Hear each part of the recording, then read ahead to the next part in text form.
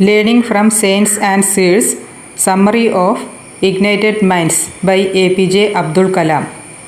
According to Kalam, the combination of prosperity through wealth generation and cherishing the value system make the nation truly strong and prosperous. He visited spiritual centers and communicated with the saints. He did an extended discussion on the fusion of science and spirituality with the gurus and admired their contribution at different fields. He saw how a Punya Atma can go beyond providing religious strength to setting up hospitals and universities. Scheme for supply water.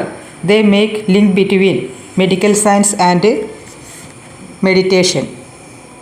He started his journey on 13 June 2001 when he met Pramukh Swamiji Maharaj of Swaminarayana at Ahmedabad. His discussion with Swamiji on the fusion of science and spirituality and the role it could play in national development went on for an hour. Abdul Kalam asked Swamiji, India had the vision since 1857 to be an independent nation. It took 90 years for us as a nation to get freedom. During this time, the whole nation, the young and old, rich and poor, educated and illiterate, was together in this aim. The goal was one, focused and well understood to acquire independence. Swamiji, what is or what can be such a vision now? Since the last 50 years, India has been a developing country. It means economically it is not strong. Socially, it is not stable. In security aspect, it is not self-reliant, and that is why it is called a developing country. 500 members of TIFAC, Technology Information Forecasting and Assessment Council, have given thought to what should be the next vision for India. How do we transform a developing country into a developed country in the next 20 years? We have identified 5 important areas to transform India: educated and healthcare, agriculture, information and communication, infrastructure and critical technology. Swamiji, our problem is that we may present this before the government, but how do we create people with values to carry out such a big vision? What we need is a cadre of value-based citizens. Otherwise, resources will not be developed and deployed effectively. As we are witnessing, for this, we need your suggestion. Swamiji.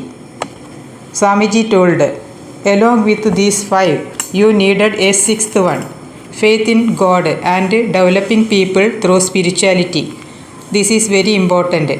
We need to first generate a moral and spiritual atmosphere. There has to be a change in today's climate of crime and corruption. We need people who live by the laws of the scriptures and bear faith in God. For this, we need to rekindle belief. This will make things easier. Our problems will be solved and we shall be able to achieve what we dream. Kalam continued his question. Swamiji, for carrying forward such a big vision of transforming India, should we first create a spiritual tradition, make people more spiritually inclined, and then embark upon our vision, or focus on one of the important areas like education or health? Or should we integrate everything and begin simultaneously?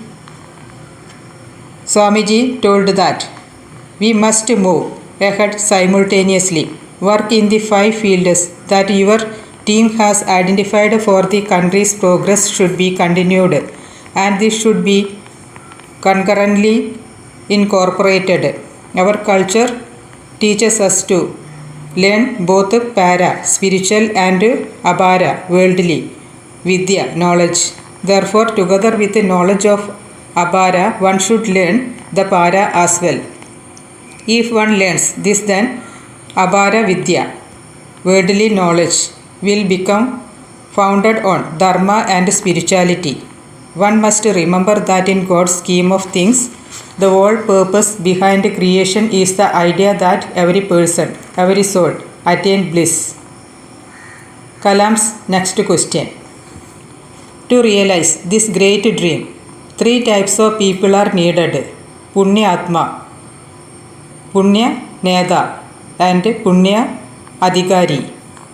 If the population of all the 3 were to increase in our society, then India would become the Jagadguru, that is, world leader.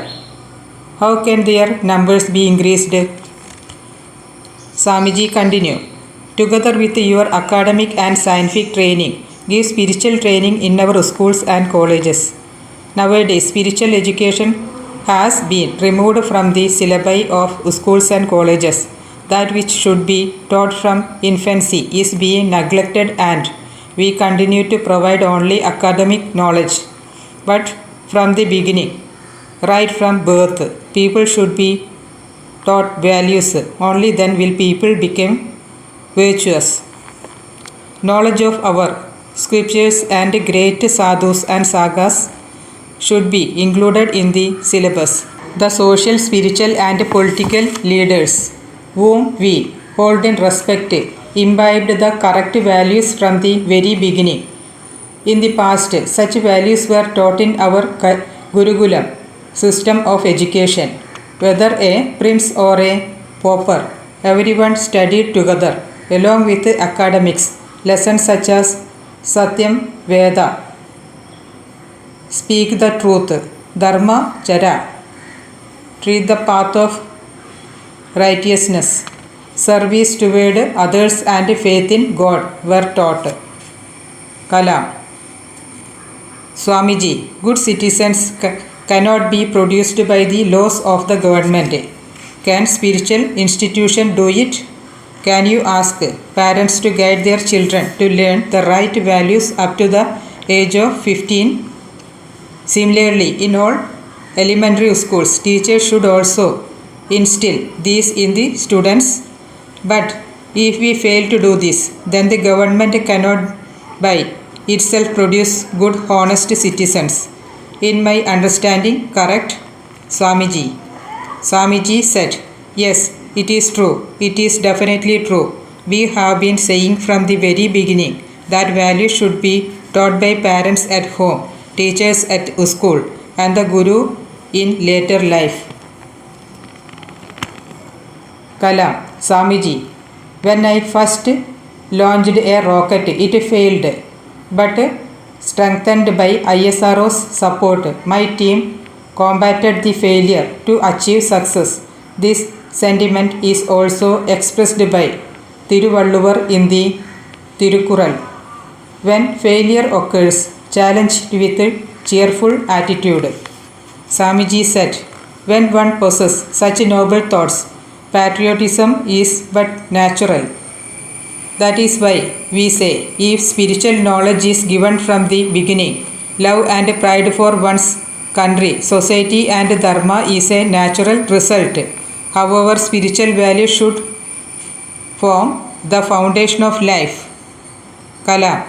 Spiritual strength is important, and along with this, we must have economic strength, for strength is respected in the world. A combination of both is necessary, and to achieve both, there is only one answer: sweat. Hard work is a must. Swamiji said, we often say human effort and God's grace. Even failure of the first rocket which you faced was for your good. It prodded you to make things better. God has ultimately given you success. Kalam asking, for India's development, I wish to establish a trust, Vision 2020, with 5 like-minded individuals. I seek your blessing for this. Swamiji said, God's blessings are already upon you. I shall pray that your ideas are successfully realized. May India prosper both spiritually and economically. What I wish to say is that the stronger the spiritual wealth, the stronger will become all other forms of wealth. If you increase material wealth alone, man will be lost in luxury and worldly pleasures.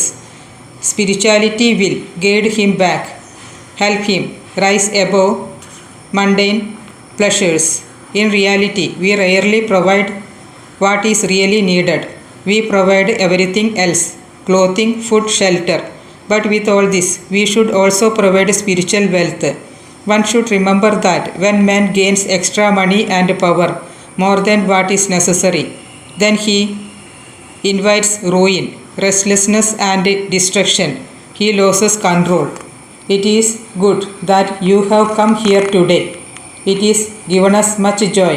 The Rishi sagas of the past have also given us science. You too are a Rishi. Summary: there are success stories among failures. There is hope among heroes. Promise along problems. We are 1 billion people with multiple faiths and ideologies. In the absence of a national vision, cracks at the seam keep surfacing and make us vulnerable. There is a need to reinforce this seam and amalgamate us into the national forum.